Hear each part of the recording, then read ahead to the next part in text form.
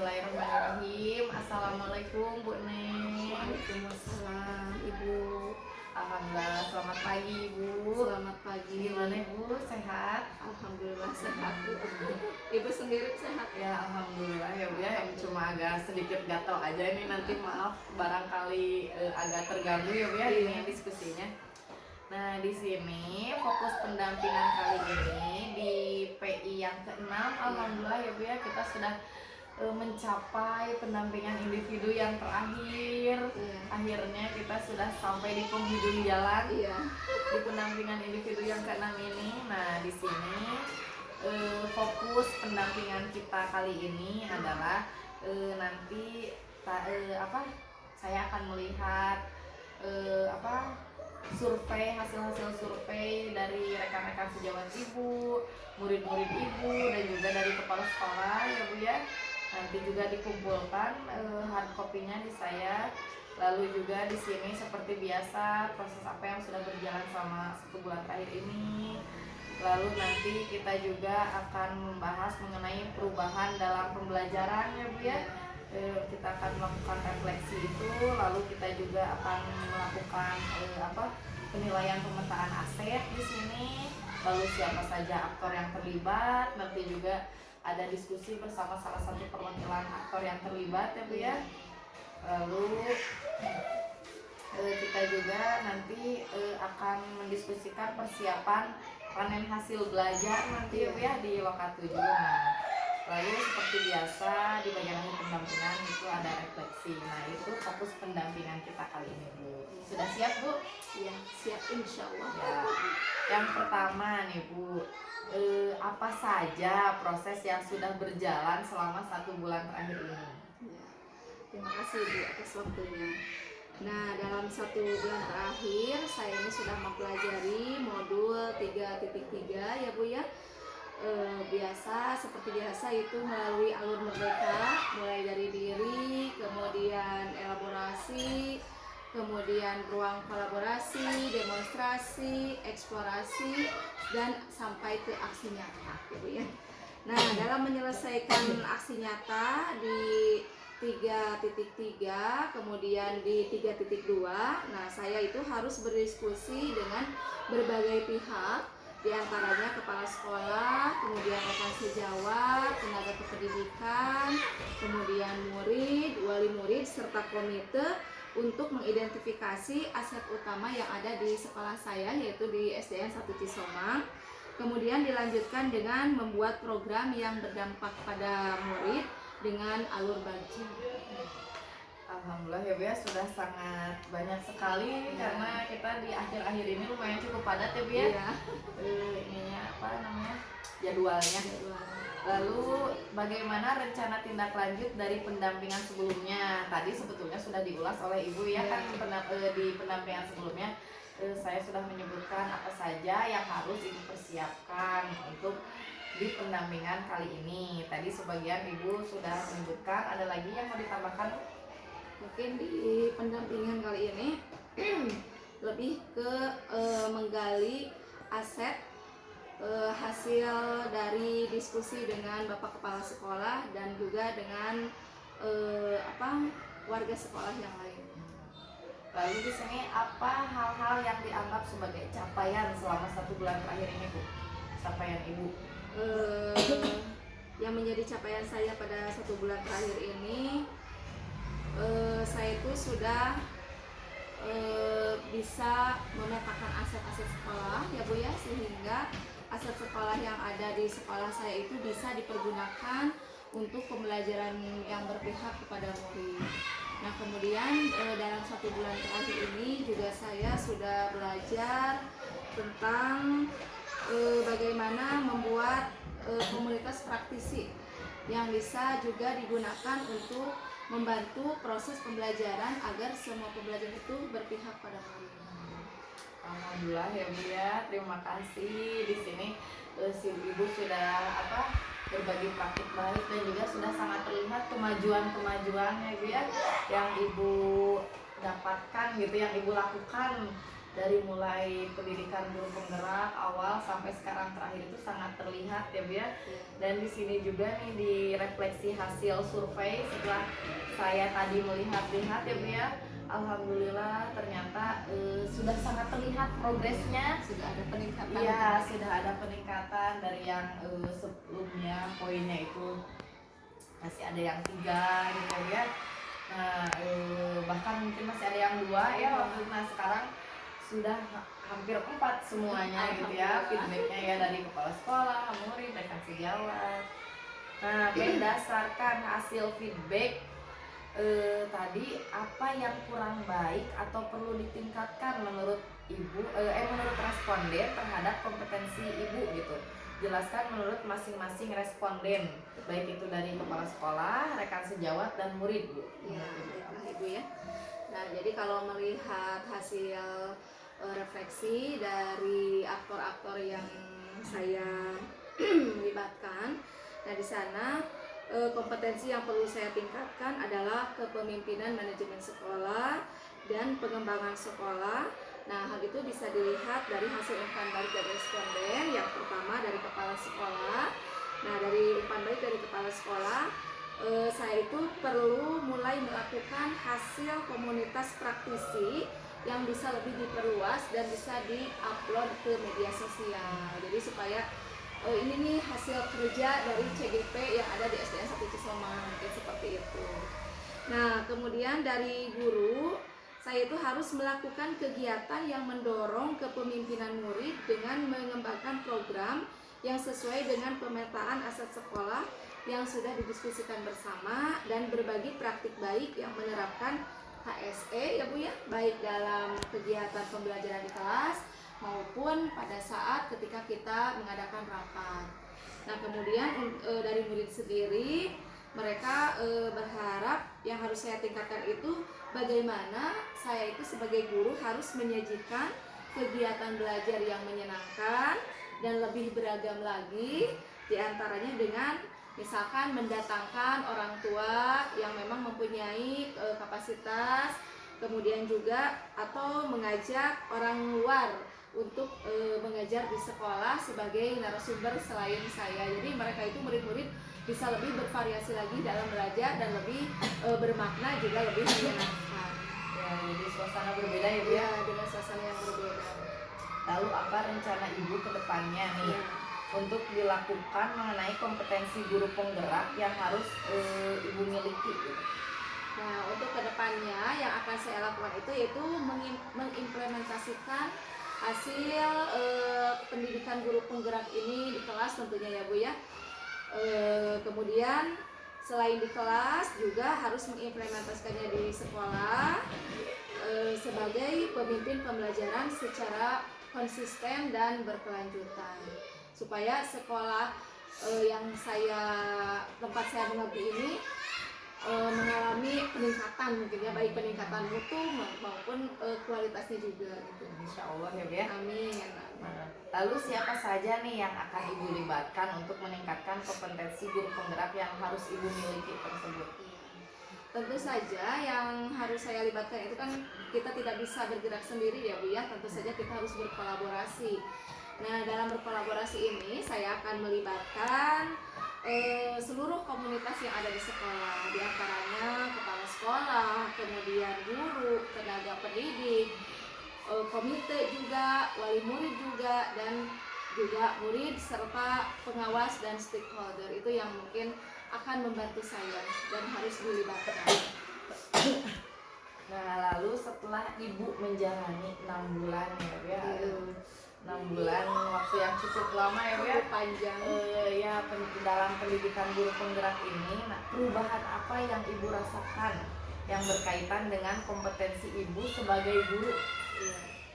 Banyak sekali ya Bu ya, selama 6 bulan ini di dalam pendidikan guru penggerak ini saya kan belajar ya Bu ya, banyak belajar dari mulai modul 1 sampai dengan modul 3. Nah, di situ saya mendapatkan banyak sekali pelajaran.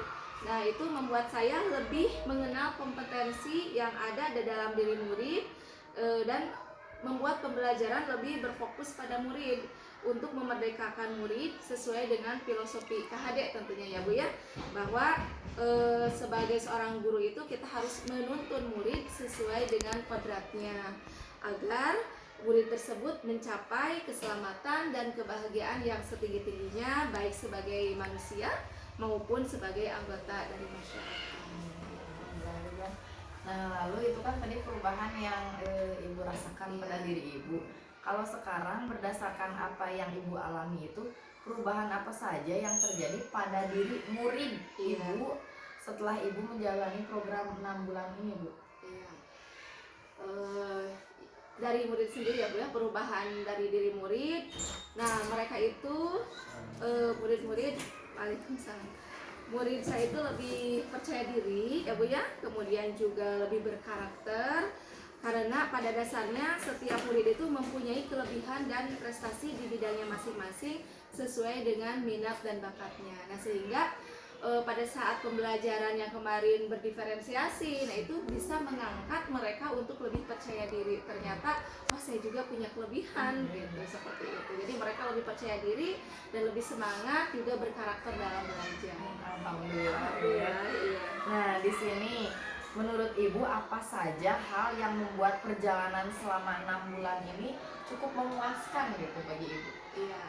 Jadi perjalanan 6 bulan itu bukan waktu yang singkat ya Bu ya.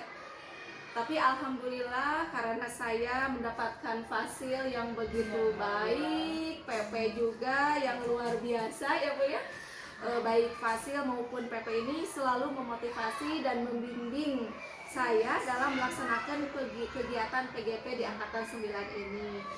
Nah, kemudian sehingga saya merasa tidak bosan juga tidak jenuh dalam melakukan kegiatan PGP ini. Nah selain mendapatkan PP dan fasil yang luar biasa ya Bu ya, saya juga bertemu dengan guru-guru hebat ya Bu ya. Pada setiap itu baik itu di lokakarya, kemudian di elaborasi, kemudian di ruang kolaborasi. Nah saya juga bertemu dengan guru-guru hebat itu untuk menyatukan visi dalam membuat suatu perubahan baik di kelas maupun di sekolah tempat saya mengabdi. Jadi kita bisa saling bertukar pikiran, yang baiknya bisa saya ambil gitu ya Bu ya. Jadi alhamdulillah kegiatan ini meskipun berjalan 6 bulan tadi saya katakan, tapi sangat memuaskan dan menggembirakan seperti itu. Jadi di sana ibu kita juga ya bisa saling berbagi praktik baik ya Bu ya, dari CGP, ya, dari Ibu Fasil, dari sesama PP, saya juga ya. Nah di sini apa saja hal yang membuat perjalanan 6 bulan ini cukup menantang bagi ibu? Kalau tadi kan seberapa memuaskannya gitu, kalau sekarang mah yang cukup menantang menurutku. Nah untuk kegiatan yang menantang dari 6 bulan ini ya Bu ya, tentunya itu karena LMS ya Bu ya. Saya harus menyelesaikan tugas di LMS dengan tepat waktu ya tentunya ya Bu ya. Nah, bagaimana saya harus membagi waktu tuh Bu antara pekerjaan di sekolah mengajar murid, kemudian juga pekerjaan sebagai ibu rumah tangga, kemudian juga saya dituntut harus bisa menyelesaikan LMS ini dengan tepat waktu. Nah, mungkin itu tantangannya Bu.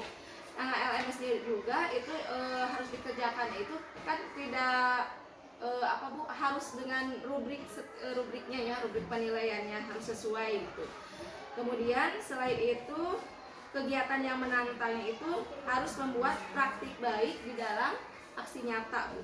Dan saya juga dituntut harus bisa mengemukakan pendapat pada setiap ruang kolaborasi, elaborasi maupun di lokakarya. Nah, itu kenapa menantang? Karena saya sendiri kan tidak pandai berbicara gitu ya.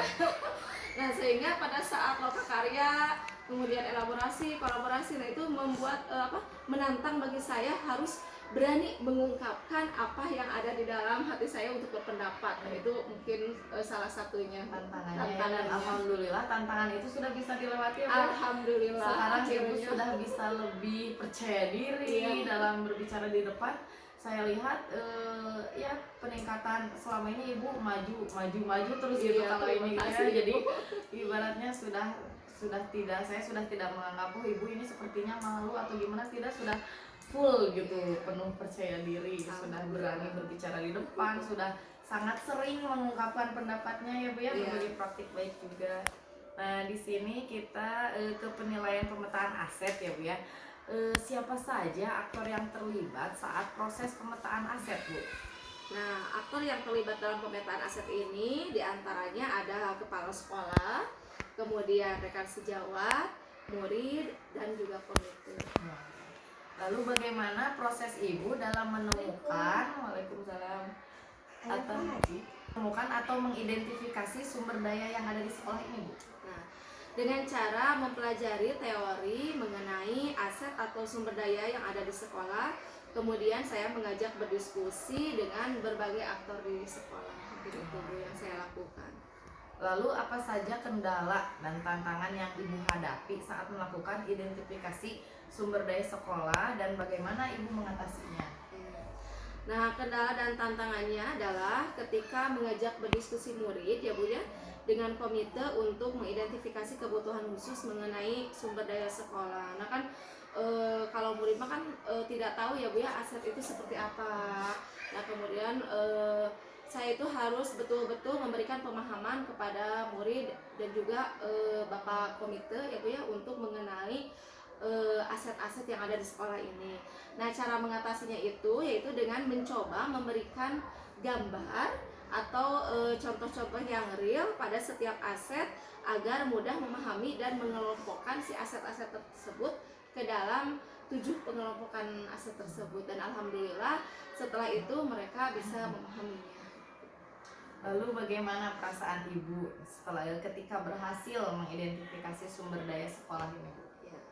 Perasaan saya tentunya sangat senang sekali ya Bu ya, saya bisa mengidentifikasi sumber daya yang ada di sekolah. Juga saya senang sekali bisa berhasil mengajak berdiskusi dengan berbagai aktor dan menemukan jalan untuk menyelesaikan segala tantangan yang ada di sekolah ini. Nah, kemudian saya juga berhasil akhirnya setelah berhasil mengidentifikasi aset-aset di sekolah ini, mungkin nanti si aset-aset sekolah ini bisa dijadikan bahan atau sarana untuk meningkatkan sekolah yang saya tempati ini.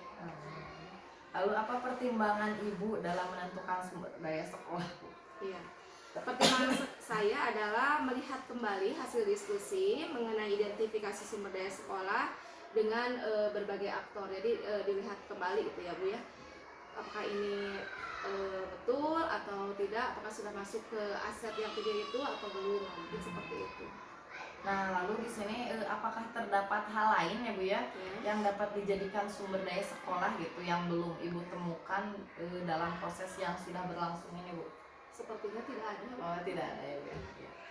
Nah, di sini saya bisa melakukan diskusi dengan salah satu aktor Ibu yang kemarin sudah ikut berdiskusi dalam pemetaan aset. Iya. Bisa ya, bisa dipanggilkan. Oh ya, terima kasih. Assalamualaikum. Ini dengan Ibu siapa tuh? Ibu Putri. Oh ya, Ibu Putri.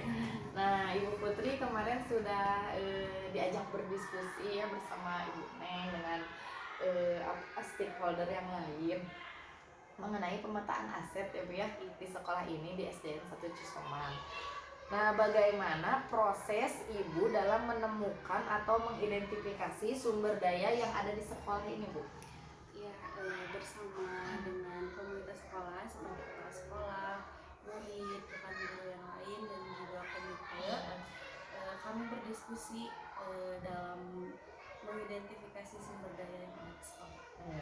Nah, menurut Ibu, apa saja kendala dan tantangan yang Ibu hadapi saat melakukan identifikasi sumber daya sekolah dan bagaimana Ibu mengatasinya, Bu? Tentu saja untuk beralih dari zona nyaman itu tidak mudah ya Bu. Perlu waktu untuk kami mengubah mindset dari yang sebelumnya. Kemudian solusinya mungkin bisa lebih berkolaborasi lagi dengan seluruh komunitas yang ada di sekolah. Oh iya. Nah, bagaimana perasaan Ibu ketika berhasil mengidentifikasi sumber daya sekolah ini, Bu? Tentunya sangat senang sekali Bu, ketika ada pikiran baru yang bisa membuat perubahan ke yang lebih baik lagi. Alhamdulillah ya Bu ya. Gitu. Nah, lalu apa pertimbangan Ibu dalam menentukan sumber daya sekolah ini, Bu? Pertimbangannya yaitu dengan melihat langsung apa saja sumber daya yang ada di sekolah ini. Nah, ternyata masih banyak sumber daya yang ada di sekolah ini yang belum difungsikan dengan baik ya Bu. Semua aset yang ada di sekolah jika dikelola dengan baik akan menjadi modal yang bisa membuat kemajuan sekolah sehingga dapat meningkatkan kualitas sekolah yang ada di sini. Lalu di sini apakah terdapat hal lain yang dapat dijadikan sumber daya sekolah yang belum Ibu temukan dalam proses yang sudah berlangsung ini, Bu? Tidak ada, sepertinya Bu sudah teridentifikasi semua. Alhamdulillah ya Bu ya. Nah, terima kasih banyak atas waktunya ya Bu ya. Maaf sudah mengganggu. Terima kasih sudah berbagi praktik baik juga dan berkolaborasi juga bersama dengan Ibu CGP gitu ya Bu ya. Dan terima kasih atas waktunya Ibu. Ya, assalamualaikum. Ya, di sini kita ke persiapan hasil belajar nanti ya Bu ya, untuk panen hasil belajar. Nah, apa ide Ibu untuk persiapan panen hasil belajar pada lokal karya 7 nanti, Bu? Iya. Apa ini ya? Kalau untuk persiapan nanti di lokal yang ketujuh ya Bu ya, ide saya itu adalah akan membuat program sekolah yang sudah saya buat dengan apresiatif inquiry ya Bu ya, dengan bagja juga. Nah itu saya akan mencetaknya di A3. Nah kemudian juga membuat banner aksi nyata yang paling berkesan. Aksi nyata yang paling berkesan yang pernah saya lakukan di setiap modulnya. Nah yang paling berkesan itu nanti saya akan tontonkan, perlihatkan. Itu semoga akan menjadi motivasi untuk orang lain gitu ya. Saya jadi tidak sabar untuk nanti melihat ya Bu ya hasilnya. Nah lalu apa yang akan Ibu pamerkan pada saat panen hasil belajar nanti Bu? Nah seperti yang tadi sudah saya katakan ya Bu ya, selain aksi nyata, nah saya juga akan memamerkan program yang saya buat itu mengenai kegiatan guru penggerak ini, juga foto-foto kegiatan selama mengikuti kegiatan guru penggerak ini. Semoga dengan memperlihatkan foto-foto, kemudian memperlihatkan dan mempresentasikan program yang saya buat di kegiatan PGP ini bisa menginspirasi dan juga bisa memotivasi guru-guru yang lainnya untuk bisa mengikuti kegiatan PGP di angkatan berikutnya. Alhamdulillah ya, insya Allah apalagi di SDN 1 Cisomang ini sudah terlihat banyak ya Bu ya bibit-bibitnya gitu ya. Insya Allah ada tadi beberapa yang lolos di seleksi angkatan 11 nanti ya Bu ya, di wawancara, mudah-mudahan sampai lolos gitu ya, sehingga tambah banyak nanti guru penggeraknya ya Bu ya. Iya, sehingga lebih bisa berkolaborasi. Nah itu jadi semakin mantap. Nah di sini nanti sudah disiapkan Ibu, kira-kira siapa nanti CGP yang akan menjadi penyaji dalam kelas berbagi nanti. Iya, di lokal yang ketujuh ya Bu. Iya. Nah nanti apakah nanti Ibu atau mungkin rekan-rekan yang lain nanti? Ya, nanti kan kita akan berdiskusi terlebih dahulu ya Bu ya, supaya kita mendapatkan kenyamanan gitu. Nah ini kalau seandainya misalnya Ibu yang terpilih sebagai penyaji ya Bu ya dalam kelas berbagi ini, materi yang akan dibagikan ke peserta panen belajar nanti apa gitu Bu? Mungkin saya akan menampilkan program ya Bu ya, program yang sudah saya buat, yang tadi sudah saya sebutkan, yang menggunakan bagja. Nah program itu sudah saya namai dengan nama program ngeubar ya Bu ya, yaitu ngamumule kaulinan barudak. Nah, mungkin nanti saya akan mempresentasikan hasil dari program yang saya buat tersebut. Ya, jadi di sini kita saling mengingatkan ya Bu ya, kalau seandainya nanti Ibu terpilih menjadi penyaji ya, kan tadi kata Ibu mau didiskusikan dulu ya. Nah, nanti kalau Ibu terpilih sebagai penyaji dalam kelas berbagi itu, yang pertama Ibu siapkan tadi materi, tadi sudah ada ya Bu ya. Lalu juga nanti ada PPT, ada bahan tayang yang akan dipaparkan saat kelas berbagi. Jadi dua itu saja persiapannya, materi dan PPT. Nanti itu rambu-rambu penyajiannya itu ada di lampiran di Lokakarya 7. Nah, kita sudah sampai di bagian akhir pendampingan Ibu. Di sini saya mengucapkan terima kasih karena Ibu sudah berbagi praktik baik selama ini, selama pembelajaran daring maupun selama pendampingan ya Bu ya. Nah, di sini saya juga mendorong Ibu untuk terus memetakan sumber daya dalam melakukan perubahan dan perbaikan pembelajaran ya Bu ya. Lalu jika nanti ada hal-hal terkait pembelajaran daring yang perlu diketahui oleh Ibu Fasil, nanti akan ditulis dalam jurnal komunikasi di LMS. Nah, sekian pendampingan terakhir ya Bu ya. Iya, jadi sedih ya Bu ya. Tapi alhamdulillah Ibu sudah banyak materi yang bisa diambil dan semoga bisa diaplikasikan ya Bu ya di sekolah Ibu, dan yang pastinya sangat bermanfaat. Semoga silaturahmi kita tidak berhenti sampai di sini ya Bu ya, di pendampingan individu ke-6 ini, walaupun menjadi pendampingan yang terakhir, tapi semoga kita masih tetap bisa bersilaturahmi sampai kapanpun. Semoga Ibu sehat ya Bu ya. Sehat. Amin. Sampai bertemu di Lokakarya 6. Insya Allah tanggal 30 Maret nanti ya. Amin, mudah-mudahan kita semuanya diberi kesehatan dan kelancaran. Amin ya. Terima kasih Ibu Ya, atas waktunya. sama-sama, Ibu. Selamat siang. Selamat siang. Assalamualaikum warahmatullahi wabarakatuh. Waalaikumsalam.